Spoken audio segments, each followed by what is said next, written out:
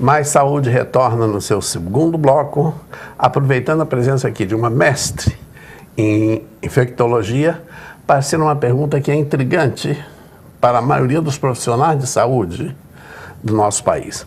Nos países europeus, no período industrial, houve uma substituição no perfil epidemiológico desses países das doenças infecciosas e parasitárias que foram sendo deixadas de lado, que foram diminuindo a sua presença na morbimortalidade do país e a substituição pelas doenças crônico-degenerativas, como a diabetes, a hipertensão, as doenças metabólicas, etc.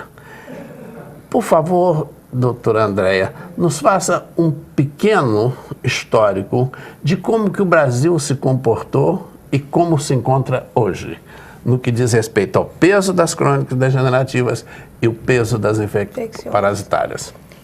Bem, inicialmente era essa questão, como era lá, muitas doenças infecciosas, não se sabia nem como dar, né, e acompanhar essas doenças. Aí eu coloco como exemplo a gripe espanhola, a gripe asiática. Então a gripe espanhola foi uma doença infecciosa que mais matou, né, uma das que mais mataram pessoas no mundo, 50 milhões de pessoas mortas, né? Então a partir daí a gente vê a dimensão da virulência ou da transmissibilidade.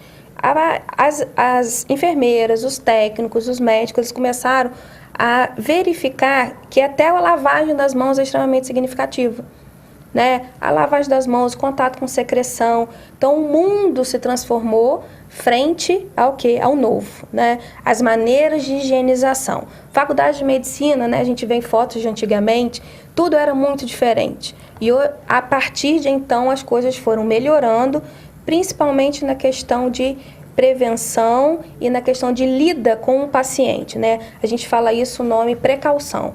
Então, hoje a gente tem precauções, até dentro do hospital, são precauções que a gente dita universais. São universais porque é o quê?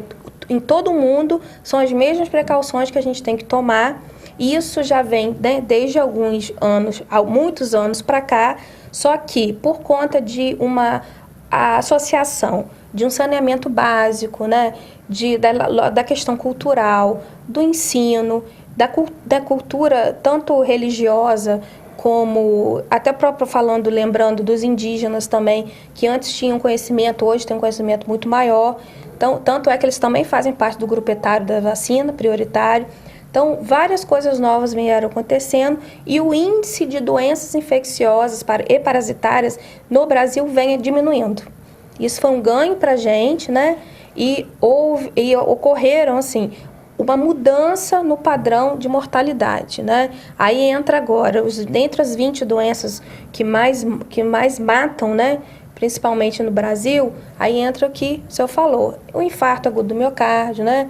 O diabético, outras doenças degenerativas, mas que dentro desse contexto, a gente infelizmente ainda tem a pneumonia como terceira causa, em alguns estudos como terceira ou quarta causa. E isso porque faltou a prevenção anterior ou é alguma continuação de alguma doença de sequela pulmonar no paciente com doença pulmonar obstrutiva crônica, um enfisema, uma asma cardíaca. Então, a pneumonia, principalmente bacteriana, é o que é terceiro colocado em mortalidade. Isso independe um pouco da questão de saneamento, né? É mais de virulência, de ambiente, de gotícula, de transmissibilidade. E a questão dos opostos das idades, sempre acometendo mais crianças e idosos. Então, essa faixa etária, né, de crianças e idosos é uma faixa etária extremamente cuidadosa e a gente tem que fazer com que haja uma prevenção importante e que, se ocorrer o tratamento, tem que ser um tratamento, entre aspas, bem certeiro. Tem que pensar na bactéria que ou na doença viral, né, que for, e a gente tratar adequadamente para que se evite mais tempo de internação, mais tempo de sonda, né, mais tempo de veia profunda. Então, isso tudo é um contexto que é um tempo de permanência no hospital, por exemplo, de uma semana, passa a ser 2 semanas, 3 semanas. E aí vem a minha outra parte, né, que é a infecção hospitalar. Então, a pneumonia gera um tempo de internação que, dependendo do tratamento, aumenta e causa uma grande mortalidade. Uma outra doença dentro desse contexto de mortalidade, a gente tem o HIV, né, que é o vírus da imunodeficiência humana, que muitas vezes, quando a doença está muito avançada, vocês vão ouvir falar na AIDS, né? Muitos pacientes têm o HIV, só que pelo grande número de indústrias farmacêuticas manipulando drogas, nós temos muitas drogas efetivas e pacientes com HIV com 20 anos de doença, 25 anos de doença. Então, não se passou a pensar, sim, na questão do envelhecimento do tratamento e não da mortalidade como tinha anteriormente. Hoje há um certo reconhecimento da importância do estado nutricional dos pacientes que evolui para uma gravidade e até mesmo para óbito nas pneumonias bacterianas.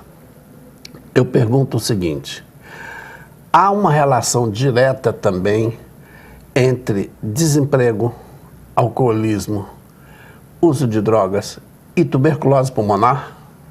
Com certeza, né? Atualmente o estado do Rio de Janeiro vem sofrendo muito em relação ao número de casos de tuberculose. E justamente, né, é uma associação da nossa política, da nossa crise econômica, né, do dinheiro que ele não tem ou que ele come muito mal, né? Ele próprio não tem emprego, ele não consegue fazer os biscates dele, ele não consegue recuperar isso do Estado. Então, isso afeta diretamente o quê? A sua imunidade, né? Por conta disso, as pessoas ficam suscetíveis a desenvolver a doença em si e a fazer com que a doença fique muito mais, vamos dizer assim, ativa, né, muito mais grave do que naquelas pessoas que não são imunocomprometidas, né? Eles têm um grau de imunocomprometimento tão quanto um paciente com câncer ou um paciente com HIV, tem um lado de imunocomprometimento importante e, por conta disso, a pneumonia é extremamente mais grave. A tuberculose, né, muitas vezes não é só limitada ao pulmão, mas a gente fala miliar, né, no todo o organismo. Então, isso vai gerar o quê? Uma maior transmissibilidade de doença e no ambiente que ele convive é um ambiente extremamente infectado.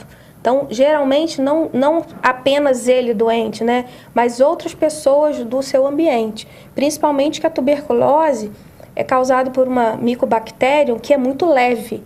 Então, é menor que 5 micra que a gente fala. Então, um espirro ou uma tosse, né, que tosse é uma coisa muito frequente na tuberculose. Então, uma tosse, quantos metros de distância o micobactério não atinge?